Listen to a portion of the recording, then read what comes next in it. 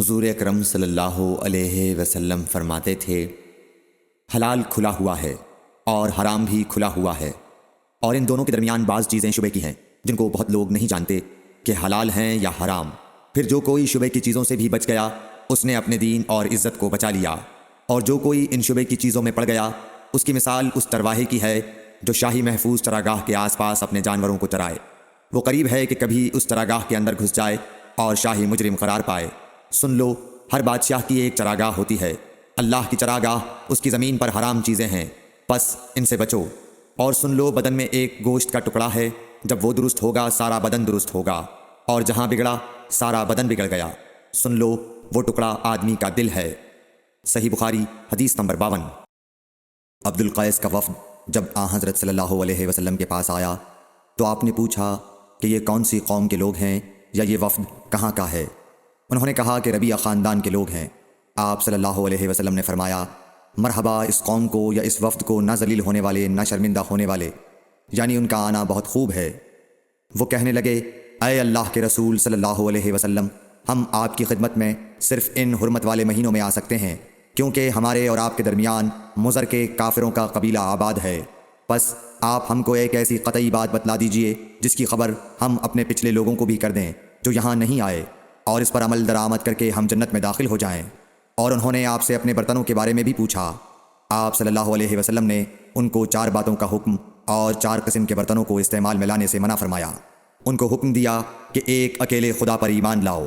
پھر آپ صلی اللہ علیہ وسلم نے پوچھا کہ جانتے ہو ایک اکیلے اللہ پر ایمان لانے کا مطلب کیا ہے؟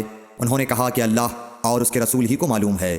آپ نے فرمایا کہ اس بات کی گواہی دینا کہ اللہ کے سوا کوئی معبود نہیں، اور یہ حضرت محمد صلی اللہ علیہ وسلم اس کے سچے رسول ہیں، اور نماز قائم کرنا اور زکوٰۃ ادا کرنا اور رمضان کے روزے رکھنا، اور مال غنیمت سے جو ملے اس کا 5واں حصہ مسلمانوں کے بیت المال میں داخل کرنا۔ اور 4 برتنوں کے استعمال سے آپ صلی اللہ علیہ وسلم نے ان کو منع فرمایا، سبز لاکھی مرتبان سے، اور کدو کے بنائے ہوئے برتن سے، لکڑی کے کھودے ہوئے برتن سے، اور روغنی برتن سے، اور فرمایا کہ ان باتوں کو حفظ کر لو اور ان لوگوں کو بھی بتلا دینا جو تم سے پیچھے ہیں اور یہاں نہیں آئے ہیں۔ صحیح بخاری حدیث نمبر 53۔ حضرت صلی اللہ علیہ وسلم نے فرمایا، عمل نیت ہی سے صحیح ہوتے ہیں یا نیت ہی کے مطابق ان کو بدلہ ملتا ہے، اور ہر آدمی کو وہی ملے گا جو نیت کرے گا۔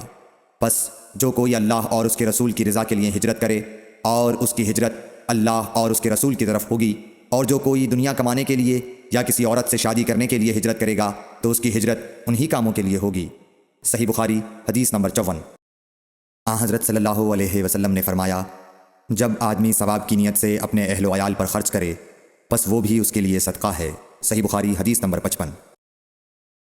حضرت صلی اللہ علیہ وسلم نے فرمایا، بے شک تو جو کچھ خرچ کرے اور اس سے تیری نیت اللہ کی رضا حاصل کرنی ہو تو تجھ کو اس کا ثواب ملے گا، یہاں تک کہ اس پر بھی جو تو اپنی بیوی کے منہ میں ڈالے۔ صحیح بخاری حدیث نمبر 56۔ جریر بن عبداللہ رضی اللہ تعالی عنہ نے کہا کہ حضرت صلی اللہ علیہ وسلم سے میں نے نماز قائم کرنے اور زکوٰۃ ادا کرنے اور ہر مسلمان کی خیر خواہی کرنے پر بیعت کی۔ صحیح بخاری حدیث نمبر 57۔